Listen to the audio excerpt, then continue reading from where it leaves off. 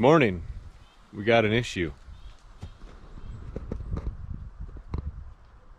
The bundle stand at the side of the road here had 10 bundles in it yesterday, and today on October 2nd there's 4. So people are going camping this weekend obviously, and they need some more bundles. It's kind of cold. I think it was snowing here in Minocqua today, so take you along the ride of making some more bundles. Now luckily I've got more wood ready to be made into bundles. Had spent some time a few weeks ago splitting up almost a half a face cord to a face cord of wood dedicated for bundles. Some birch, maple, elm, oak, and it's smaller compared to what I normally burn in my wood stove. This is kind of a new process for me, and videoing it as well. Typically burn wood in the house, but I had a little bit extra this year, and I figured I wanted to try selling some in bundles. There's a lot of campgrounds in the area, so I started bundling, and I've sold quite a few already this year, and probably hit it a lot harder next year. As you can see there, I've got a load of oak that I purchased last year, and then way across the yard there's 18 cord of ash I'm gonna make into firewood. And then in these stacks here I have almost room for 36 face cord. I've got probably 30, maybe 28 of them stacked, split, and covered. This stuff is ready to burn for me this year on this stack, and some of that over there. The rest of them are going to be next year, the year after. It's oak, so oak takes a lot more time, almost 2 to 3 years, depending on seasoning conditions. So I'm going to load up some of this bundle wood. You can see I was using, here's my first jig, I was using twine. Twine just doesn't work as well, so I've been moving into the plastic wrap. I'll load up some of this bundle wood in the back of the side-by-side and go into the garage, because it's probably only 38 degrees right now. A little chilly.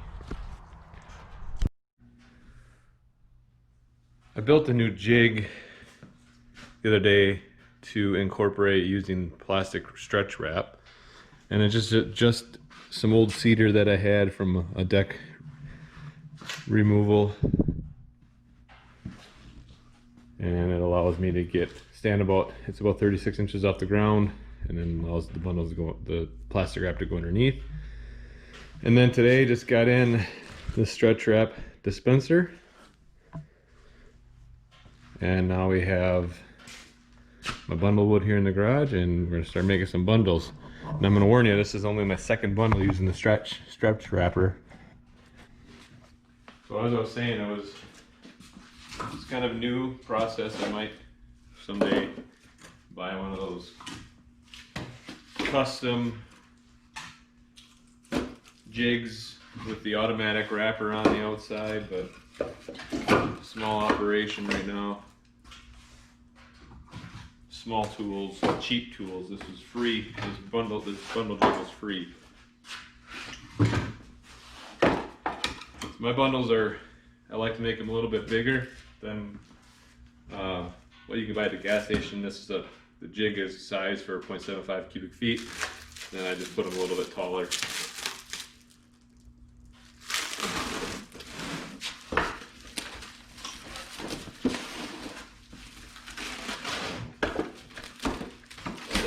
Easier than what I was doing before.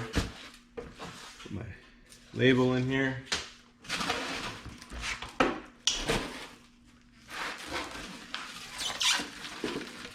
More wrap. And break it off. One completed bundle. Nice and square. That's what I like about these. You keep them nice and square. I'll make one more. And I'll show you the finished product once I'm all done. Some small stuff, some bigger stuff. A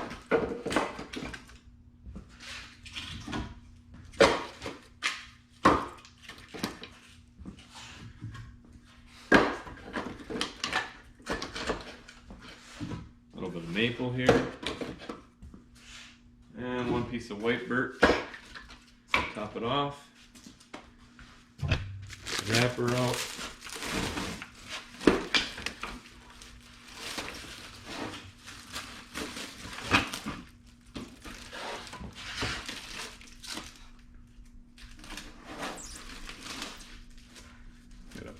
Figure out the tension. No, it's too tight. Label. In Wisconsin, you gotta have a label on the firewood if you're selling it.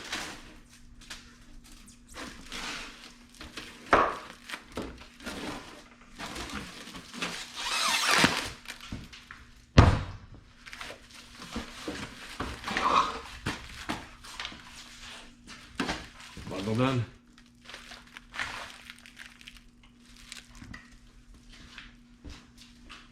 I could probably use whatever I got here and make bundles out of it and then put it out the stand. I'll see you later. Alright, here we are.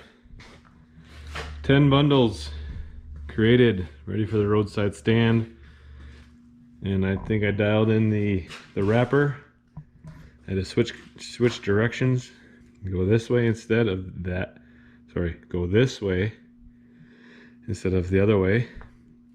And then I also flipped the stretch wrap around, and so it pulls off in the increased tension direction. So that worked a lot better. So now we're ready to go fill up the roadside stand. I see it's raining, misting, almost snowing outside, so it'll be fun.